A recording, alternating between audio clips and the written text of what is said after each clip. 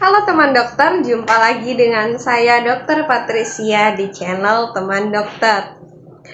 Jadi di episode kali ini dokter akan membahas sesuai dengan judul yang sudah dokter tulis, yaitu mengenai dampak dari melihat video perang di Palestina secara berulang-ulang, terutama bagi otak anak-anak kita. Sebelum memulai penjelasannya, sebelumnya dokter disclaimer lebih dahulu ya, bahwa video ini murni semata-mata dokter buat untuk mengedukasi masyarakat atau teman-teman dokter dimanapun kalian berada. Beberapa waktu yang lalu ada sebuah video yang viral di TikTok. Mari kita lihat videonya bersama-sama ya. Video ini menceritakan tentang reaksi dari seorang anak 4 tahun setelah menonton video anak-anak di Palestina. Terlihat setelah ia keluar dari kamar, selepas menonton video tersebut, ia terlihat sangat sedih.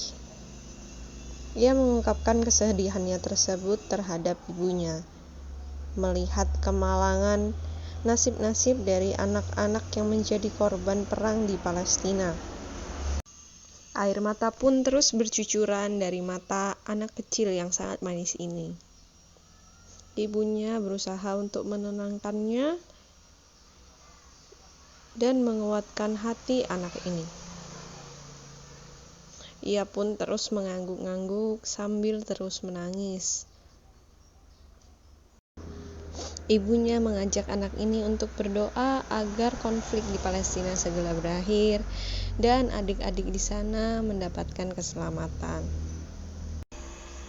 Ibu ini pun berusaha untuk memeluk anak tersebut karena anak tersebut tidak henti-hentinya menangis. Dengan polos ia bertanya pada ibunya apakah boleh adik tersebut tinggal bersama mereka. Dia melihat lagi video tersebut dan mencium HP-nya seolah sedang mencium anak dalam video tersebut. Video tersebut menjadi viral. Kita dapat melihat ketulusan hati dari anak tersebut. Anak tersebut ikut menangis melihat penderitaan saudara-saudara kita yang ada di Palestina. Namun, apakah teman dokter di sini ketahui bahwa ada dampak serius yang bisa terjadi pada anak tersebut? Mari kita kenali bersama apa dampak serius tersebut. Dampak serius tersebut adalah secondary traumatic stress. Secondary traumatic stress adalah sebuah tekanan emosional yang muncul ketika seseorang mendengarkan secara langsung pengalaman trauma dari orang lain.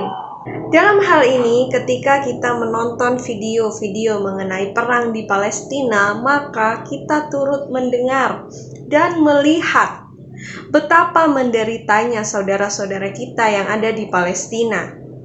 Mari kita lihat bersama beberapa cuplikan video perang di Palestina. Dokter mengambil video dari tribunnews.com di mana momen ini diunggah di Instagram Eye on Palestine. Dalam video ini tampak seorang anak dalam kondisi kepalanya diperban penuh. Hal tersebut juga tampak pada kedua tangannya.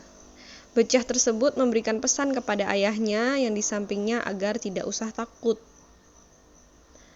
Seolah ingin ayahnya tidak khawatir, bocah tersebut terus mengatakan bahwa ia baik-baik saja, don't be scared dad, don't be scared. Mendengar hal tersebut, ayahnya mencium anak tersebut. Video ini diambil saat keduanya sedang dirawat di rumah sakit di Gaza.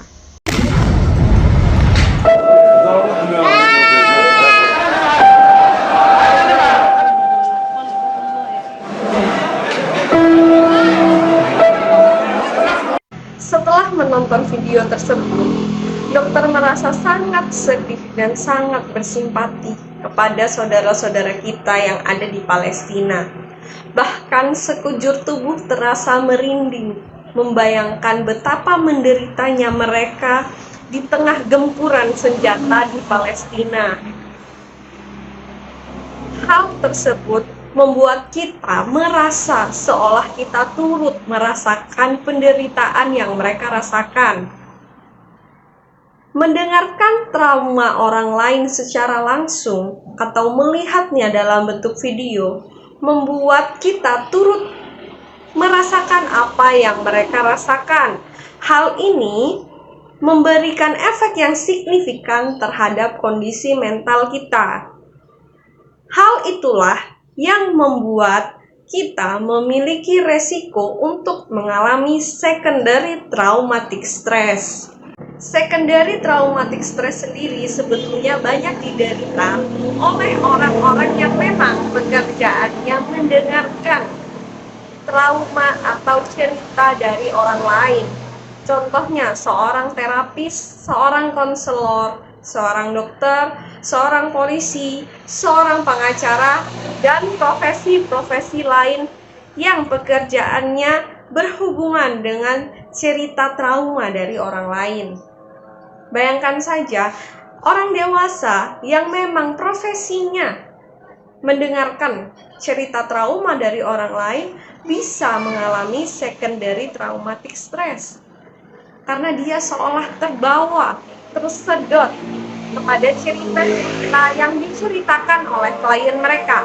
Apalagi seorang anak kecil, ketika dia dipaparkan terus-menerus mengenai video yang berisi tentang medan perang, korban-korban yang celaka, pasien-pasien yang sudah mendekati kematian, maka hal tersebut akan terekam jelas di otaknya, dan hal tersebut sangat bisa menyebabkan trauma mendalam pada anak itu, meskipun hal tersebut bukan langsung dialami oleh dia.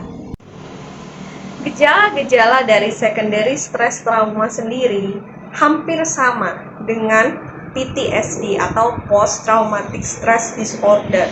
Antara lain, rasa waspada yang berlebih, perasaan marah, rasa gelisah, kesulitan tidur, rasa lelah terus-menerus atau kronis, bahkan bisa sampai dengan menimbulkan keluhan-keluhan fisik. Oleh sebab itu, alangkah baiknya kita menghindari paparan berulang mengenai perang-perang yang terjadi di Palestina, terutama terhadap anak-anak kita, agar tidak meninggalkan trauma pada mereka. Boleh kita memperlihatkan perang di Palestina untuk mengajarkan kepada anak-anak kita apa itu arti bersyukur dan apa itu arti bersimpati. Namun tidak disarankan untuk memaparkan atau memperlihatkannya secara berulang-ulang. Sekian video mengenai efek yang bisa terjadi pada otak anak ketika menonton video perang-perang yang terjadi di Palestina. Sekali lagi disclaimer, dokter membuat video ini murni untuk melakukan edukasi kepada teman-teman dokter dimanapun kalian berada. Apabila kalian merasa video ini bermanfaat, jangan lupa untuk like, comment, share, and subscribe. Sampai jumpa di video dokter berikutnya.